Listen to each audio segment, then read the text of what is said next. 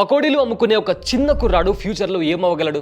మహా అంటే ఒక రెస్టారెంట్కి ఓనర్ అవ్వచ్చు, ఆర్ ఒక ఇల్లు కొంటాడు. బట్ ఫ్రెండ్స్, పకోడీ అమ్మే అబ్బాయి India's one of the richest man అయ్యాడు. ఆయనే ధీరుభాయ్ అంబానీ. ధీరుభాయ్ అంబానీ జీవిత ప్రయాణం చాలా ఆసక్తికరంగా సాగింది.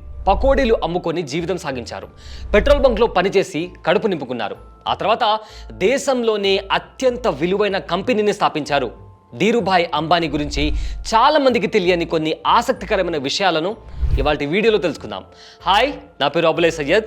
వీడియో స్టార్ట్ చేసే ముందు ఈ ఛానల్ని సబ్స్క్రైబ్ చేయని వాళ్ళు ఎవరైనా ఉంటే please do subscribe to this channel.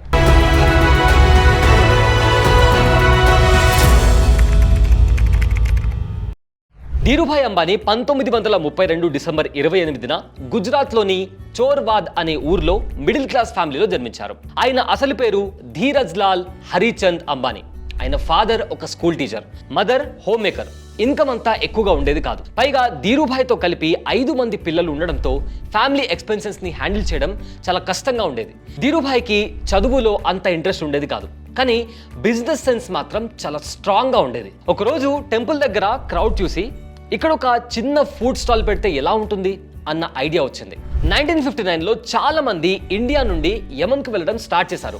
ఎందుకంటే అక్కడ శాలరీస్ ఎక్కువ ఉంటాయి కాబట్టి. 17 ఏళ్ల వయసులోనే ధీరుభాయ్ కూడా యమన్కి వెళ్ళి అక్కడ పెట్రోల్ పంప్లో వర్క్ చేయడం స్టార్ట్ చేశారు. శాలరీ ఎంతో తెలుసా? కేవలం నెలకు 300 రూపాయలు మాత్రమే. కానీ యూనిక్ అప్రోచ్తో కస్టమర్స్ని కన్విన్స్ చేస్తూ పెట్రోల్ సేల్స్ ఎక్కువ చేయడం వల్ల మేనేజర్ పొజిషన్కి ప్రమోట్ అయ్యారు. అంతేకాదు, ఫ్రీ టైంలో క్లర్క్గా పార్ట్ టైం జాబ్ కూడా చేశారు. డబ్బులు ఏ రకంగా సంపాదించాలి అనే విషయంలో ధీరుభాయ్ బ్రెయిన్ చాలా అంటే చాలా షార్ప్గా పనిచేసేది.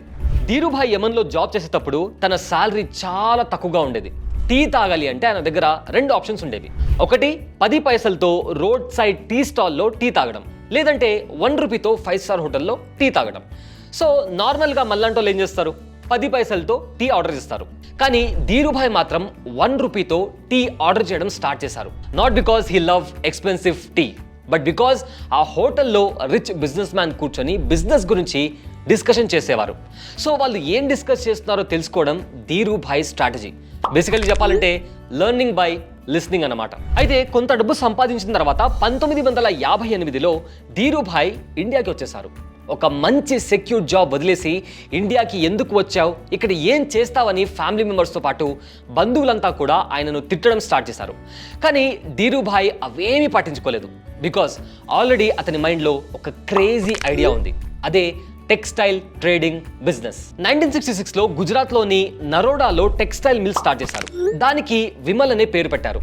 క్వాలిటీ ప్లస్ అగ్రెసివ్ మార్కెటింగ్ వల్ల Vimal brand India wide super hit అయింది. ఎంతలా హిట్ అయిందంటే ఒక రోజులో 100 షోరూమ్స్ ఓపెన్ చేసిన రికార్డ్ ఉంది. అండ్ అప్పట్లో విమల్ #1 పాలిస్టర్ బ్రాండ్గా కూడా గుర్తింపు పొందింది. ఇయర్ 1977 ఇండియన్ కార్పొరేట్ హిస్టరీలో అదొక సెన్సేషనల్ మైల్ స్టోన్ లాంటిది. అప్పటి వరకు స్టాక్ మార్కెట్ అనేది only elite rich business man game లాగా ఉండేది. కానీ మిడిల్ క్లాస్ ఫ్యామిలీకి మాత్రం షేర్స్ అంటే అదేదో రిస్క్ లాగా, గ్యామ్లింగ్ లాగా తెగ భయపడిపోయేవాళ్ళు. కానీ ధీరుభాయ్ ఆ పర్సెప్షన్ ని కంప్లీట్ గా మార్చేశారు. రిలయన్స్ ఐపీఓ లాంచ్ చేసినప్పుడు షేర్ ప్రైస్ కేవలం 10 రూపాయలు ఉండేది. సో దీంతో వేలాది మంది స్మాల్ ఇన్వెస్టర్స్ కి ఫస్ట్ టైం ఆపర్చునిటీ ఇచ్చారు. అండ్ షాకింగ్లీ ఐపీఓకి హ్యూజ్ రెస్పాన్స్ వచ్చింది. Thousands of ordinary employees, teachers, small shop owners Reliance shares కొని ఇన్వెస్టర్స్ గా ఎంట్రీ ఇచ్చారు. కొంతమందికి అది ఫస్ట్ ఇన్వెస్ట్మెంట్ ఎక్స్పీరియన్స్. అయితే షేర్స్ పెరిగినప్పుడు మిడిల్ క్లాస్ ఇన్వెస్టర్స్ కి అన్ప్రెసిడెంట్ ప్రాఫిట్స్ వచ్చాయి. దీంతో రిలయన్స్ ఐపీఓ ఒక కార్పొరేట్ ఈవెంట్ లా కాకుండా ఒక రెవల్యూషనరీ మూవ్మెంట్ గా మారిపోయింది. అండ్ ఇందులో హైలైట్ ఏంటి అంటే ఫస్ట్ టైం ఆర్డినరీ ఇండియన్స్ కి కార్పొరేట్ ఓనర్షిప్ టేస్ట్ తెలిసింది. రిలయన్స్ షేర్ హోల్డర్స్ మీటింగ్స్ ని స్టేడియంలో కండక్ట్ చేసేవాళ్ళు. అయితే ఇలాంటి ఒక సిచ్యువేషన్ కార్పొరేట్ హిస్టరీలో ఎప్పుడు జరగలేదు. అండ్ ఆ రోజు నుంచి రిలయన్స్ మాత్రమే కాదు, Indian stock market perception change అయింది.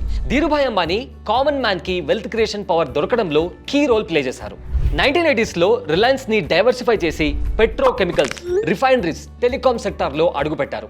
ఆఫ్టర్ దట్ 1985లో రిలయన్స్ టెక్స్టైల్ ఇండస్ట్రీస్ ను రిలయన్స్ ఇండస్ట్రీస్ లిమిటెడ్ గా మార్చారు. 1990లో ఇండియన్ ఎకానమీ గ్రో అవుతున్న టైంలో రిలయన్స్ కన్ను ఆయిల్ పైన పడింది.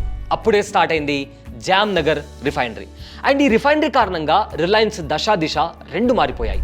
ఈ ప్రాజెక్ట్ అప్పట్లో India's biggest investment and international గా రికగ్నిషన్ కూడా వచ్చింది. With this Reliance global funding raise చేయడం స్టార్ట్ చేసింది.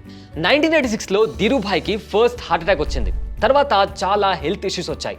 2002లో సెకండ్ స్ట్రోక్ తర్వాత జూలై 6, 2002లో ధీరుభాయ్ అంబానీ 69 ఇయర్స్ ఏజ్లో చనిపోయారు.